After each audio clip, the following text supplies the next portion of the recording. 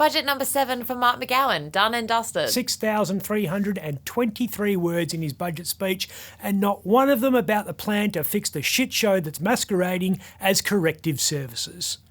More wanky press statements than an episode of Utopia, not one about the prison system. Does anyone here still have an issue? This was how the Premier spent Budget Eve. How much stage management went into this candid shot? You know, you can either loosen the tie or roll the sleeves up. You can't do both. How many shots to make sure that proudly West Australian swan could be viewed properly? Banksia Hill was still on fire when this photo was taken, and you know what the big debate in the Premier's office was? Black and white or sepia. Looks like he was enjoying some popcorn chicken. I was hoping for a West Australian brand there, maybe chicken treat. But stands to reason he went KFC. He reckons the Banksia Hill riot was an act of terrorism, so it's only logical that he'd be seeking advice from a military man like Colonel Sanders. Mark, for the record, this is terrorism.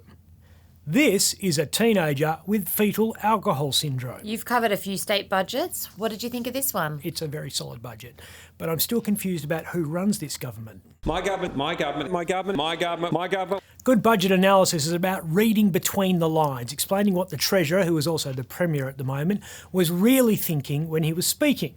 So when he said, Madam Speaker, amid the rugged economic conditions worldwide, Western Australia walks tall. He was really thinking, I'm the Dane Brakovich of the world economy. When he talked about the health system, our objectives are simple. More doctors and nurses. He was actually thinking, and fewer headlines. When he said, my WA Labor government will always support the people of regional WA. He meant in every way except electoral representation. And when you heard him say this about the new maternity hospital, where new patients will experience the joy and wonder of holding their newborn for the first time. He was actually thinking, must fire speechwriter. You're fired. He talked up the economy. As well he should. You'll struggle to find a stronger set of books anywhere in the world at the moment. $4.2 billion surplus this year, $3.3 billion next year, and an economy that's humming. We're especially proud that nearly 220,000 jobs have been created since we came to office in 2017. Wow. He gave 190,000 of them to Bill Johnson. Well, we're all getting some money back. Another synergy credit. Every Western Australian household will begin to receive a $400 electricity credit on their power bills. Even millionaires, so Chris Ellison and Nigel Satterley, you better bring something special to the next wine night. The seniors' cost of living rebate will be increased in line with inflation. Actually, Nige, with that one you can buy Chateau Margaux. Apart from the cost of living, there were a handful of other big themes. Health. We will implement nurse and midwife to patient ratios, starting with the Perth Children's Hospital. Also needs ceiling plasterer to patient ratios. The usual baloney about Metronet actually happening. Following the opening of the airport rail line last year, 2023-24 will be a year of delivery across the Metronet program.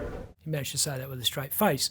The climate change response. There is $2.7 billion for Synergy to build a massive 700 megawatts of battery storage capacity in Collie and Kwinana. $2.7 billion of that is going on candles for when the lights go out. Correct. He was strong on the GST. We've allocated funds to boost the dedicated team within Treasury to safeguard our fair share. Our very own GST fairness fighters.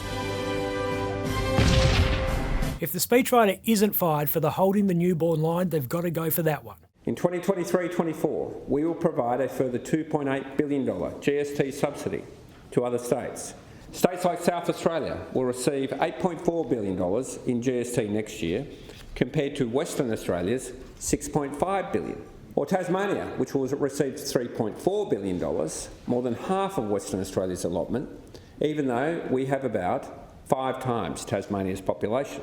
Now, there are some good reasons to go after South Australia, but why are we hating on Tasmania all of a sudden? That's like bullying the ginger kid at school. I can't stand it. What? The way you eat. Also a lot on housing. The fund is now expected to deliver around 4,000 additional social houses. And he's going to build them next to Basil Zemplis. You want action on homelessness, Baz? You got it. I'm just excited to get to work. So GST, climate change, health, cost of living, Not prisons. housing and homelessness. What else? The usual bunch of odds and ends, some of them very odd. An additional $24.4 million has been allocated to expand WA's permanent disaster recovery team. which will be housed in Bill Johnston's office. Meanwhile, $18.7 million will be provided to staff the new Cardup Korea Fire and Rescue Service Station. An easy 20-minute drive to Banksia Hill, 10 under lights and sirens. We're continuing to expand the state's invest and trade initiatives with $28.2 million allocated in this budget, including establishing a new invest and trade WA hub in Texas. No Japanese bathhouses there, so should be safe. $60 million set aside for the construction of the High Wycombe Community Hub. Formerly known as the Gypsy Jokers Outlaw Motorcycle Gang Clubhouse. $22.2 million to complete the implementation of the sheep and goat electronic identification system. 22 million to identify sheep. You could ask 71 million of them what their pronouns are. Madam Speaker, I'd now like to proceed with the formalities. Formalities like smashing a swan and eating some dirty bird. Did someone say KFC? I'm Ben Harvey. For more update, click the subscribe button below.